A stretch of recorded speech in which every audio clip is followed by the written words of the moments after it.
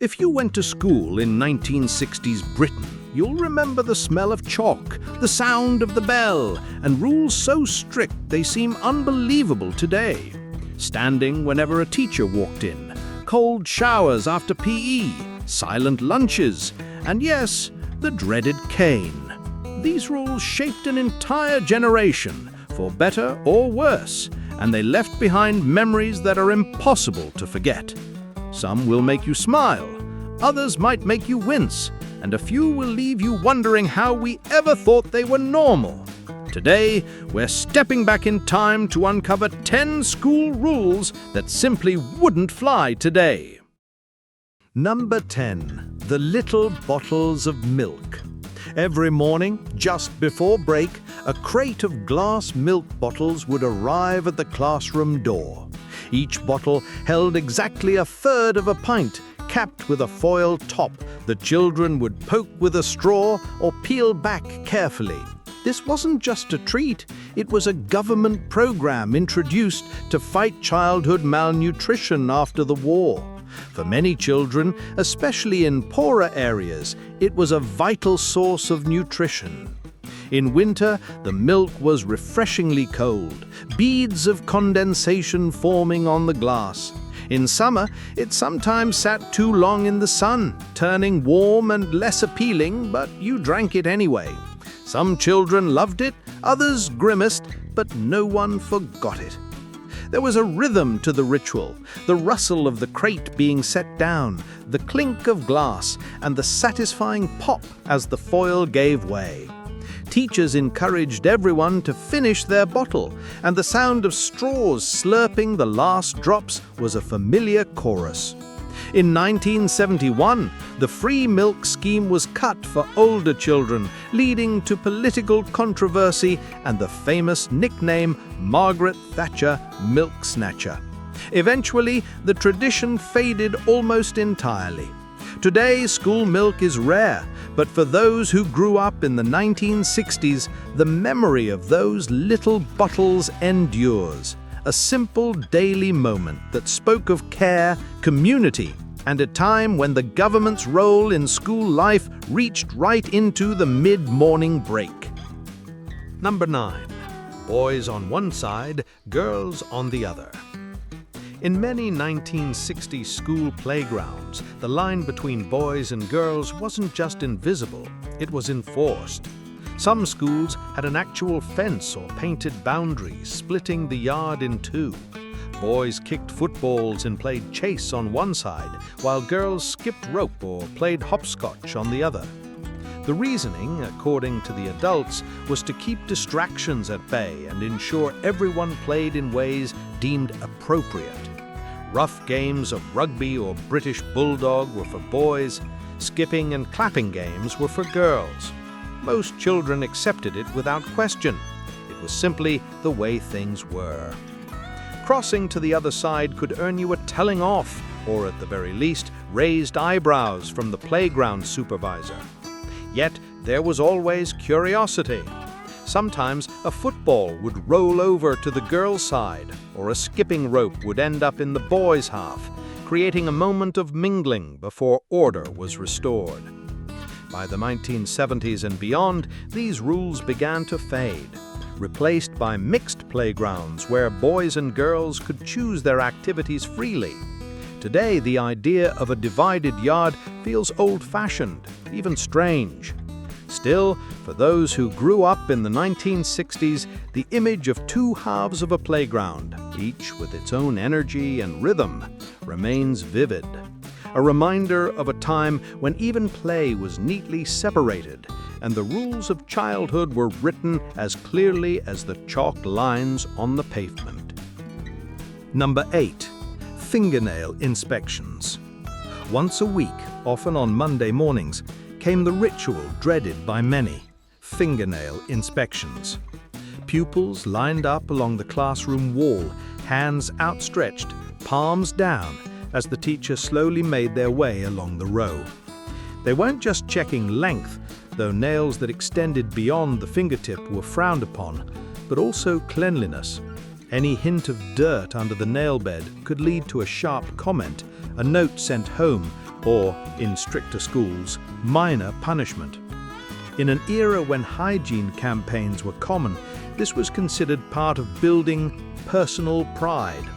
Clean nails meant you were well-kept, respectable, and attentive to detail. For boys who played football in the mud or girls who helped in the garden at home, it often meant frantic scrubbing before school. Some teachers took it further, inspecting hands for ink stains or chapped skin, offering both reprimands and advice. Clean hands, clean mind was the unspoken motto. To modernize, it might seem intrusive, but in the 1960s, this was as normal as checking homework. It was part of the belief that school shaped not just the mind, but the whole person. Today, cleanliness checks are rare, replaced by gentle reminders to wash up before lunch. But for those who grew up in that era, the memory of standing in line, heart beating a little faster as the teacher approached, is still sharp. Proof that even the smallest details could matter in the world of 1960s schooling. Number 7. Singing the anthem. In the 1960s, mornings at many British schools began with assembly. The entire school gathered in the hall, rows of pupils standing straight, hands at their sides. After announcements and perhaps a hymn came the moment everyone knew by heart: God Save the Queen. The opening notes on the old upright piano would echo across the hall, and voices, some loud and proud, others mumbling, joined in unison. It was more than just a song. It was a daily ritual that reinforced a sense of national pride and tradition. Few questioned why they sang it. The monarchy was a constant, and for children, the anthem was simply part of the school day, like the ringing of the bell or lining up after lunch. For many, it became muscle memory, the words flowing without thought. Some sang with enthusiasm, others barely above a whisper, but everyone took part. Teachers watched from the sides, making sure posture was correct and that no one slouched or whispered during the performance. Today, singing the national anthem is reserved for special occasions, Remembrance Day, royal events, sports matches. The idea of starting every school day with it has faded, replaced by assemblies focused on broader themes and diverse values. Still, for those who stood shoulder to shoulder in those echoing halls, the memory of the anthem remains vivid. The faint smell of floor polish, the creak of the wooden stage, and the swell of voices rising together before the day's lessons began. Number 6. Perfect uniforms. Uniforms in 1960s Britain weren't just clothing, they were a statement of discipline and pride.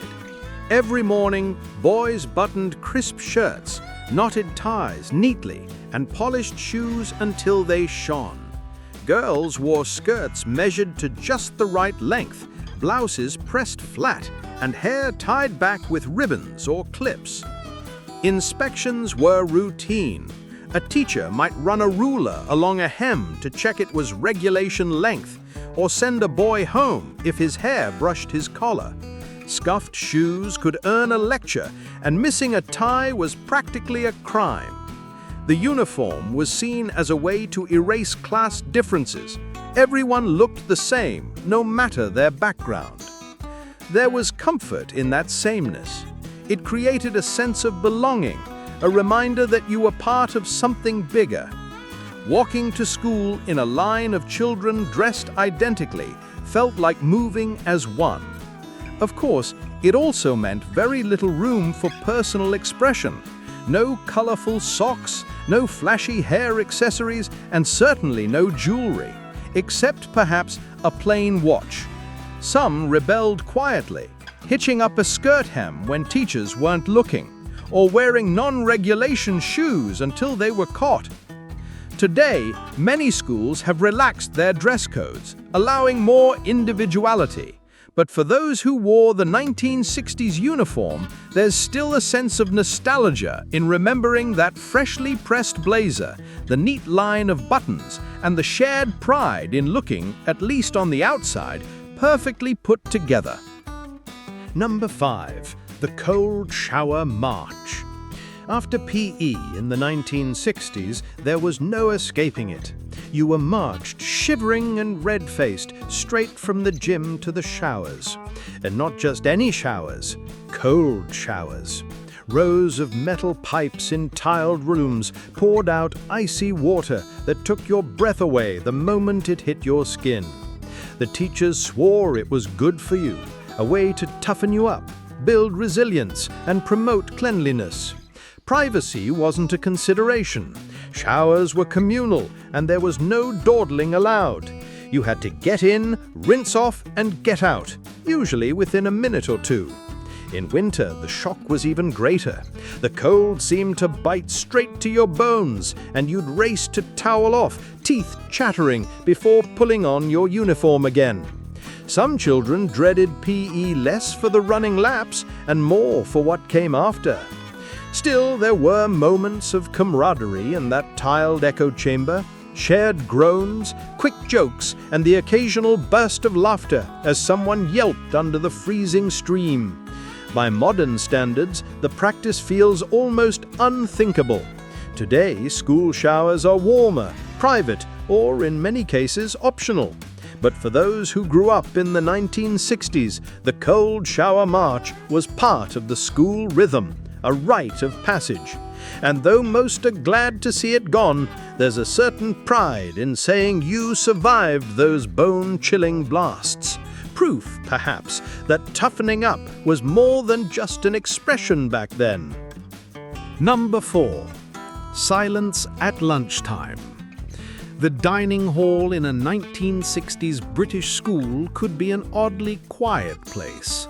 Rows of long tables filled with hungry children, yet the only sounds were the clink of cutlery and the occasional scrape of a chair. Talking during lunch wasn't encouraged. In some schools, it was outright banned. The reason? Order and efficiency. Teachers and dinner ladies believed that eating in silence meant fewer arguments, less food thrown, and a quicker turnaround for the next group. It also kept the focus on good table manners, a point of great pride in the era. For some children, it was peaceful. You could enjoy your shepherd's pie without distraction, glancing up occasionally to see the steam curling from your plate. For others, it felt like a strange, stifling half-hour, where laughter and chatter had to be bottled up until the playground bell rang.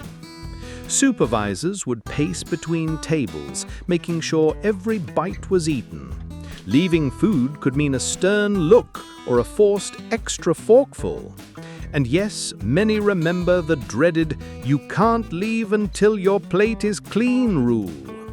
When the final plate was cleared, the hum of voices would rise instantly, as if someone had flicked a switch. Today, school dining halls are noisy hubs of conversation and friendship, but for those who grew up in the 1960s, the memory of eating in that strange, echoing quiet still lingers, an odd pause in the day before the laughter returned to the playground. Number 3. Inkwells and stained fingers. Before the days of smooth ballpoint pens and quick-dry ink, classrooms were a blotter's paradise. Each wooden desk had a small round hole cut into the top, an inkwell holder. Inside sat a little ceramic pot of deep blue ink, ready for the day's lessons. Students used dip pens with metal nibs that required just the right touch. Too much pressure and you'd tear the paper. Too little and the ink wouldn't flow. The ritual was delicate. Dip, tap, write. And if you weren't careful, one slip could send a splatter of blue dots across your work, your desk, and, inevitably, your hands. The inky fingers became a badge of the school day, blue smudges that soap could never fully remove. Teachers often had a pen license system, only allowing the neatest writers to graduate from pencil to pen. It was a proud moment, holding that slip of paper, knowing you'd earned the right to make a mess in a more grown-up way. Of course, the ink had its quirks. In winter, it could thicken in the cold classrooms, refusing to flow. In summer, it sometimes dried up before the lesson ended. And every so often, a mischievous classmate might give your inkwell a helpful shake, leaving you with a ruined page. Today, fountain pens are a hobbyist's tool, not a student's necessity. But for those who grew up with them, the smell of ink and the scratch of a nib across paper still brings back the quiet hum of a 1960s classroom, one careful letter at a time. Number 2. The cane and the slipper. Discipline in 1960s Britain was not a gentle tap on the shoulder or a quiet chat in the corridor. It could be sharp, stinging, and public. The cane, often a thin, polished piece of rattan, was the ultimate symbol of authority. Kept behind the headmaster's desk or hanging ominously on the wall, it was both a threat and a promise. For some teachers, the weapon of choice was the slipper, a worn-out gym shoe that could deliver a surprisingly painful swat. You didn't have to do much to earn a punishment. Talking back, not finishing homework, even fidgeting too much could land you in trouble. The walk to the front of the class felt longer than any journey home. Your heart pounded, your palms sweated, and you knew every eye in the room was fixed on you. Parents rarely protested. If you've done wrong, you deserve it, was the common attitude. Many believed it built character and respect, and in fairness, it certainly made rules stick in your mind. But looking back, it's hard to ignore the fear it created. For some children, school wasn't a place of safe learning. It was a place where mistakes could literally hurt. By the 1980s, changing views on children's rights and education led to the banning of corporal punishment in state schools. The cane and slipper were replaced by detentions, letters home, and behavior points. Yet for those who lived through it, the memory remains vivid. The sound of the cane swishing through the air is something you never forget. Number 1. Standing when a teacher entered. If you went to school in Britain during the 1960s, you'll remember this rule like it was yesterday. The moment the classroom door swung open, every single child stood up. It didn't matter if you were in the middle of writing your sums or whispering to a friend. You froze, pushed back your chair, and rose to your feet. The sound of dozens of wooden chairs scraping the floor all at once was unmistakable. This wasn't just about politeness, it was about showing respect, a tradition that went back generations, rooted in Victorian values. The teacher would step in, surveying the room, sometimes smiling, sometimes stone-faced. Only when they gave the nod or said the simple words, "You may sit down," did you return to your seat. For children, it was second nature. You didn't question it, because questioning authority wasn't part of school life back then. Standing up was as automatic as saying please and thank you. Some children even tried to anticipate the teacher's arrival by listening for footsteps in the hall, eager to be first to stand up. Others dreaded the sound if they hadn't finished copying from the board. By today's standards, it might seem overly formal, even stiff. Modern classrooms often encourage students to call teachers by their first names, to speak up, to engage more casually. But back then, standing was a small ceremony that set the tone for the lesson. The teacher was in charge, and you were there to listen and learn. School in 1960s Britain was more than just lessons and homework. It was a world built on traditions, discipline, and small daily rituals that shaped who we became.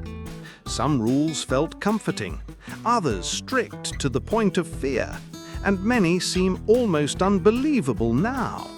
Yet each one tells a story about the times we lived in, a Britain that valued order, respect, and shared experience. Looking back, we can smile at the ink-stained fingers, wince at the cold showers, and still feel the pride of a perfectly pressed uniform. These memories are a reminder of how much schools and childhood have changed. Which of these rules do you remember? Which ones do you think should have stayed? Share your stories in the comments. We'd love to hear them. And if this trip down memory lane brought back a few moments of your own, don't forget to like, subscribe, and join us for the next chapter in history.